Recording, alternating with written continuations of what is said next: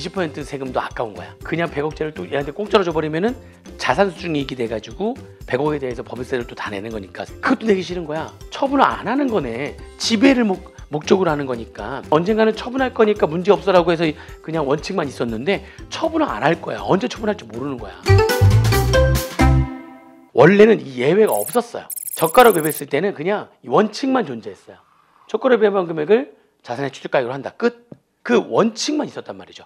예외는 존재하지 않았었어요. 원래. 그런데 이제 이런 일이 발생한 거예요. 여기 지금 A라고 하는 회사가 있는데 이게 굴재 대기업이야. 이 굴재 대기업의 대주주가 여기에 대주주가 있었어요. 대주주 갑씨. 주식 뭐 다 갖고 있는 거죠. 거의 대부분. 그래서 A 회사를 마음대로 지금 지배하고 있는 갑이라는 자가 있었는데 갑씨가 A 주식을 지금 시가로 100억 원어치를 갖고 있는 거야. 이렇게. 근데 이거를 아들인 을한테 이걸 주고 싶은 거야. 그래서 이걸 증여하잖아요. 얘를 바로 얘한테 증여하면 당연히 무슨 세를 내요? 증여세를 냅니다. 증여세를 내고요. 증여세는 증여재산으로 인한 과세 표준이 30억 원을 초과하게 되면은 우리나라에서 증여세는요 50% 세율이 적용돼요. 그리고 최대주주잖아요. 이게 중소기업이 아닌 최대주주가 이렇게 증여를 하게 되면은 20%또 할증이 돼요. 그래가지고 100억짜리인데 120억으로 봐. 120억으로 보고 세율을 적용하는 거니까 50% 적용하는 거니까 거의 100억에 60%가 적용되는 거나 마찬가지예요. 그러니까 최고 세율로 세금을 내는 거예요. 거의 전체적으로 해서 초과누리세 구조니까 아무튼 100억짜리 기부하게 되면 세율로 따지면 60%까지나 과세가 된다고 보시면 돼요. 그러니까 거의 뭐 절반 이상을 을 씨가 100억 중에 절반 이상을 세금으로 내야 되는 거야. 그러니까 그냥 증여를 못 하겠네. 그러니까 이제 머리를 써가지고요. 어떻게 하냐면 이 을 씨한테 야 너 5천만 원 가지고 그냥 회사 하나 만들어. 그래서 갑씨가 을 씨한테 한 5천만 원 들여가지고 너 1인 회사, B 회사 네가 하나 만들어. 얘가 출자해가지고요. 을 씨가 출자를 해서 B 회사 하나 만드는 거야.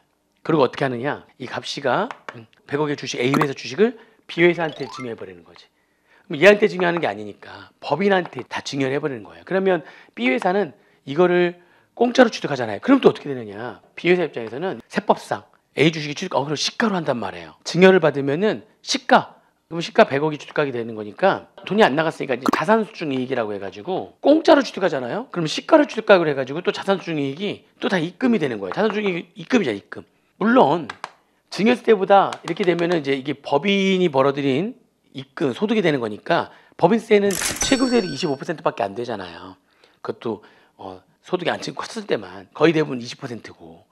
그죠? 100억 정도면은 그냥 20%로 끝난단 말이죠. 물론 증여세보다는 낮지만 그래도 20% 세금도 아까운 거야. 그냥 100억짜리를 또 얘한테 공짜로 줘버리면은 자산수중이익이 돼가지고 100억에 대해서 법인세를 또 다 내는 거니까 세율 20%, 20억의 세금도 법인세를 또 내잖아요. 그것도 내기 싫은 거야. 그러니까 이 A 회사의 값이 대주주 값이가 어떻게 했느냐? B 회사한테 그냥 준 게 아니라 예전에는 예외가 없었다면서요. 원칙만 있었다면서요. 좋아 너 그러면 네가 이거를 1억에 저가로 매입해라. 이걸 얘한테 1억에 팔아버리는 거예요. 얘 입장에서는 그걸 1억 원에 취득을 하는 거죠. 100억짜리를 저가로 매입을 하는 거예요. 무슨 말인지 이해되세요? 그러면 세법에서 어떻게 하느냐? 원칙만 존재하니까 그러면 저가로 매입했어? 현금 1억 나갔어? 그러면 이거를 저가로 매입한 금액을 주식의 취득가액으로 하겠다. 요것만 존재했단 말이에요. 세법상. 이렇게 해도 문제가 없었어요. 왜 문제가 없느냐? 모든 자산이라고 하는 거는 영원한 게 아니니까 이 언젠가는 이 B회사가 이 주식을 팔 거 아니냐 이렇게 한 다음에 왜 문제가 없다고 봤냐면 나중에 언젠가 이걸 팔게 되면 만약 시가가 계속 100억으로 유지가 된다면 팔게 되면은 장부가액이 1억밖에 안 되니까 나중에 처분하게 되면 현금 1억 저가로 매입한 금액을 자산의 취득가액으로 한다 할지라도 문제가 없는 이유는 처분을 하게 되면 자 시가만큼 받을 거 아닙니까? 현금 100억 시가 받은 것만큼은 입금이 되는 거고 양도가액은 입금 그리고 양도하는 자산의 장부가액은 1억밖에 안 되잖아요. 양도하는 자산의 장부가액은 전부 다 현금. 그럼 결국에는 나중에 가면은 순액으로 99억이 나중에 과세가 될 거 아닙니까? 시가가 그대로 100억이라고 유지가 된다면 언젠가는 주식을 팔 거고 처분하게 되면 그때 가서 과세가 될 거기 때문에 일단 처음에 취득하는 거는 순자산이 지금 1억 감소가 됐잖아. 그러면은 순자산 1억 감소됐는데 주식을 100억으로 한다는 거는 순자산 증가세 입장에서는 말이 안 되는 거니까 현금 1억 이렇게 나간 것만큼을 자산에 그냥 취득가액으로 해도 문제가 없다. 어차피 처분하게 되면 그때 가서 과세가 될 거니까. 그래서 원칙만 존재했단 말이에요. 원칙만. 그런데 그걸 얘네 이용한 거지. 왜? 어차피 B회사는 이걸 처분하지 않을 거거든. 을 씨가 B회사 주식을 갖고 있잖아요, 지금. 그죠? 그리고 그 B회사가 얘를 지금 100억짜리 주식을 가지고 있으면서 A회사를 지금 지배하는 거고 얘를 또 얘가 지배하는 거니까 지금 을 씨가 이 A회사 주식을 가지고 B회사 출자해가지고 A회사 주식을 가지고 있다가 걔를 팔려고 지금 하는 게 아니라 계속적으로 이 주식을 가지고 있으면서 지배할 목적이란 말이에요. 계속적으로 이 A 주식을 가지고 있으면서 A회사를 지배할 목적으로 주식을 갖고 있는 거기 때문에 이거를 처분하지 않을 거란 얘기죠. 언제 처분할지 몰라. 회사가 언제 없어지면 모를까. 그러면은 처분을 안 하는 거네. 지배를 목적으로 하는 거니까. 그러면 언젠가는 처분할 거니까 문제 없어라고 해서 그냥 원칙만 있었는데 처분을 안 할 거야. 언제 처분할지 모르는 거야.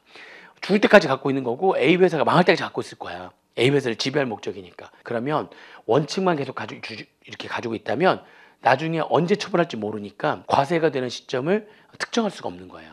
그래서 안 되겠다고 해서 예외를 만든 거예요. 예외를. 자, 그 피해자 입장에서는 특수한 계좌죠. 특수한 계좌인 개인으로부터 A 주식이라고 하는 유가증권을 1억 원에게 저가로 이렇게 얘는 취득한 거죠. 얘는 양도한 거, 얘는 취득한 거죠. 저가로 이렇게 매입하게 되면 그러면 자산의 취득가액을 세법상 이렇게 하는 게 아니라 어떻게 하겠다는 거예요. 처분 안 할 거니까 현금 1억밖에 안 나갔지만 자산의 취득가액을 시가인 100억으로 하겠다. 그래서 지금 당장 과세해버리겠다는 거죠. 얘하고의 차이 나는 금액, 시가와 저가 매매의 차이를 99억을 입금으로 해가지고 그렇죠. 지금 당장 과세하겠다. 나중에 언젠가 처분하게 되면 입금이 돼가지고 과세가 될 텐데 이런 경우에 B회사가 지금 특수한 계좌인 갑씨로부터 A회사 주식을 저가로 매입하는 경우에는 나중에 언젠가는 처분할 목적이 아니라 A회사를 계속적으로 B회사를 통해서 을 씨가 지배할 목적으로 지금 이 주식을 갖고 있는 거기 때문에 지금 당장 과세를 하기 위해서 예외를 만든 겁니다. 세무사 합격, 에듀윌 합격 패스.